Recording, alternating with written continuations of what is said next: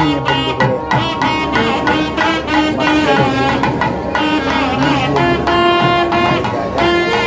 ಮಾಡಿದಾಗ ಅವನಿಗೆ ಒಂದು ವಿಧವಾದಂತಹ ಭಿಕ್ಷೆಯನ್ನು ಬೇಡುವ ಸಂದರ್ಭವನ್ನು ಪುರೋಹಿತರು ಹೇಳಿಕೊಳ್ತಾರೆ. ಮೊದಲು ತಾಯಿಯಿಂದ ಭಿಕ್ಷಾಂದೇಹಿ ಭಿಕ್ಷಾಂದೇಹಿ ಭಿಕ್ಷಾಂದೇಹಿ ಎಂದು ಒಟುವು ಕೇಳಬೇಕು. ಆಗ ತಾಯಿ ಅವನಿಗೆ ಚಿನ್ನದಲ್ಲಿರತಕ್ಕಂತಹ ಅಕ್ಕಿಯನ್ನು ತೆಗೆದು ಕೊಡುತ್ತಾರೆ ಮತ್ತು ಅವನಿಗೆ ಮಾಡಿರ್ತಕ್ಕಂಥ ವಿವಿಧವಾದ ಪದಾರ್ಥಗಳನ್ನು ತೋರಿಸಿ ಕೆಳಗೆ ಇಡುತ್ತಾರೆ.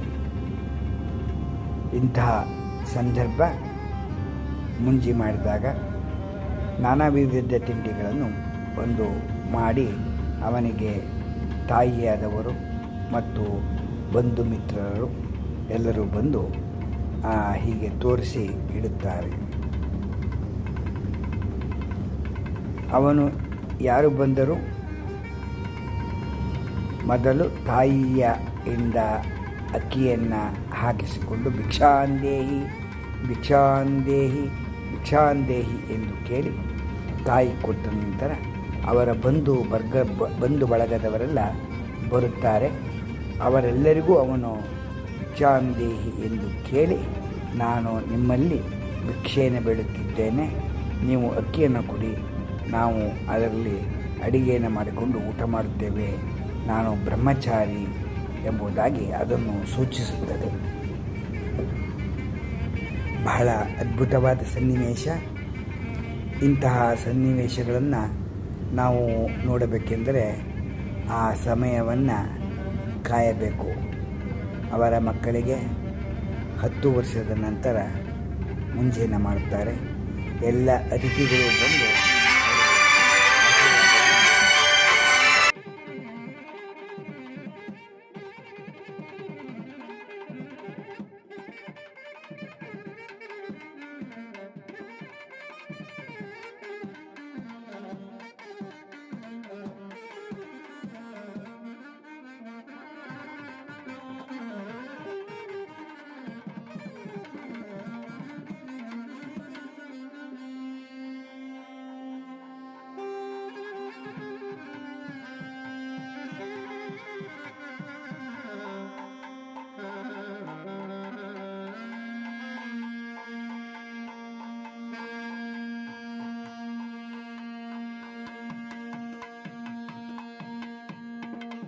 ನೋಡಿ ಭಿಕ್ಷಾಂದೇಹಿ ಎಂದು ಹೇಳ್ತಾ ಇದ್ದಾನೆ. ಭಿಕ್ಷಾಂದೇಹಿ ಭಿಕ್ಷಾಂದೇಹಿ ಭಿಕ್ಷಾಂದೇಹಿ ಎಂದು ಹೇಳುತ್ತಿದ್ದಾನೆ. ಅವರು ತಮ್ಮ ತಟ್ಟೆಯಿಂದ 3 ಮುಷ್ಟಿ ಅಕ್ಕಿಯನ್ನು ಹಾಕ್ತಾ ಇದ್ದಾರೆ.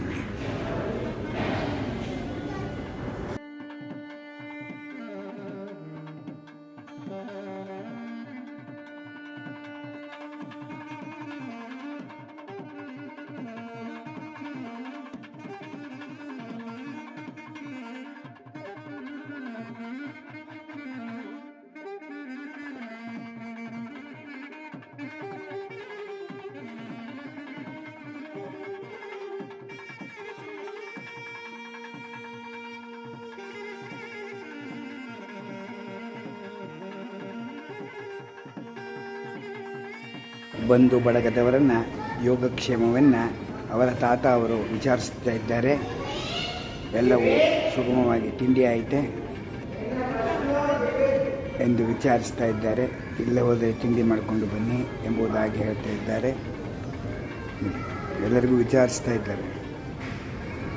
ಈ ಸಂದರ್ಭ ಎಲ್ಲರಿಗೂ ನೋಡಿ ಬಹಳ ಆನಂದವನ್ನು ಉಂಟು ಮಾಡ್ತಾ ಇದೆ.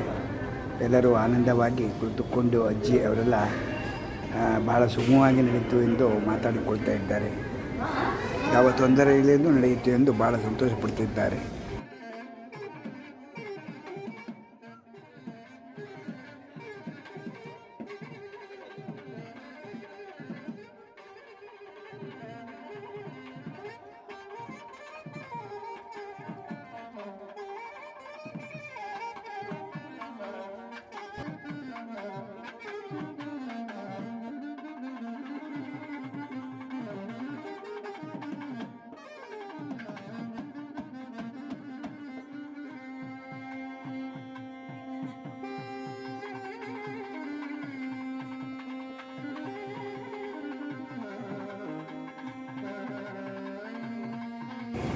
ಹುಡುಗನ ತಾಯಿಯ ತಂದೆ ಅಂದರೆ ಆ ಹುಡುಗನಿಗೆ ತಾತ ಅವರು ಬೆಳ್ಳಿಯ ಬಟ್ಟಲು ಮತ್ತು ಬೆಳ್ಳಿಯ ತಟ್ಟೆ, ಬೆಳ್ಳಿ ಉದ್ರಣೆಯನ್ನು ಕೊಡ್ತಾ ಇದ್ದಾರೆ. ಮುಂದೆ ಸಂಧ್ಯಾ ವಂದನೆ ಮಾಡಲು ಅನುಕೂಲವಾಗುತ್ತದೆ ಎಂದು. ಆ ಉಡುಗೊರೆಯನ್ನು ತಾತ ಕೊಟ್ಟಾಗ ಆ ಮಗುವಿಗೆ ಪರಮಾನಂದವಾಯಿತು ನೋಡಿ. ಮಗಳಿಗೂ ಮತ್ತು ಅಳಿಯವರಿಗೂ ಸಹ ಉಡುಗೊರೆಯನ್ನು ಕೊಡ್ತಾ ಇದ್ದಾರೆ ಮತ್ತು ಬಂಧು ಮಿತ್ರರು ಎಲ್ಲರೂ ಬಂದು ಉಡುಗೊರೆಯನ್ನು ಕೊಟ್ಟು ಶುಭ ಹಾರೈಸುತ್ತಿದ್ದಾರೆ.